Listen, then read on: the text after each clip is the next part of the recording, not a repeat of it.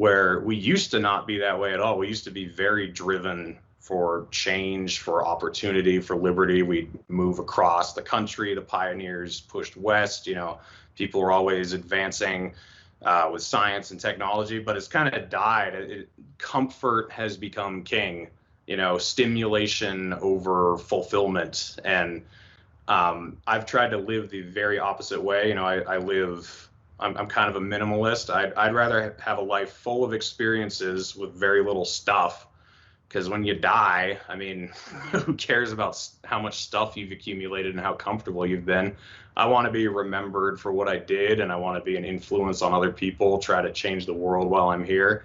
And I do find that that's really not that's not the overwhelming consensus among people. I think they really have kind of adopted a Brave New World outlook on things. It's all about what is going to make me happy in the moment, not what's going to make me happy farther down the road, what's going to be consequential for the long term. It's all about, am I stimulated right now? And I think that is probably the biggest threat to liberty, because that's how they always take it from us. It's always instant gratification. Are you scared of this right now? Well, let us do this and we'll take that fear away.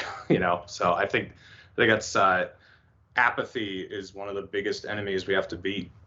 Yeah, like I would replace the word happiness with comfort, and I feel like it may be a battle between instant comfort. Do I feel safe? Am I satiated?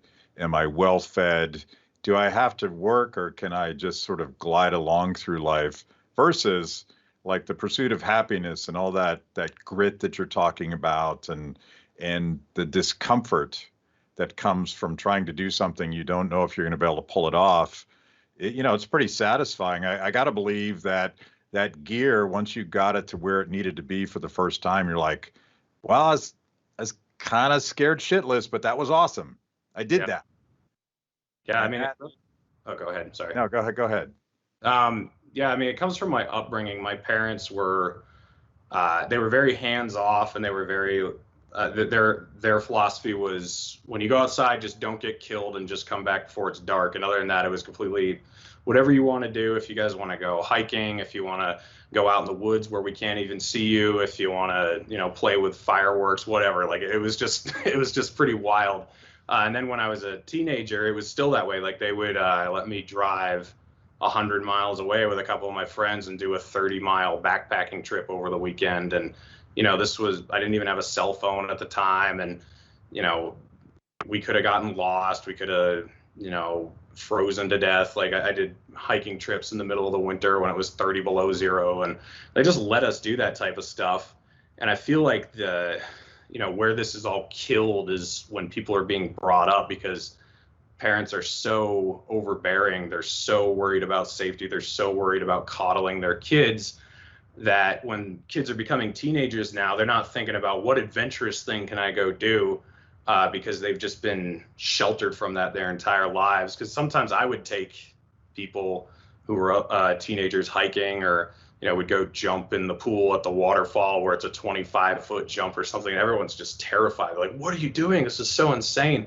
Where I feel like, 40 years ago, that was kind of more the norm. That was just what you did when you were a teenager and a kid growing up. But I don't know, man. I just think it's parenting is where it's gone wrong, and just overprotection from a really young age.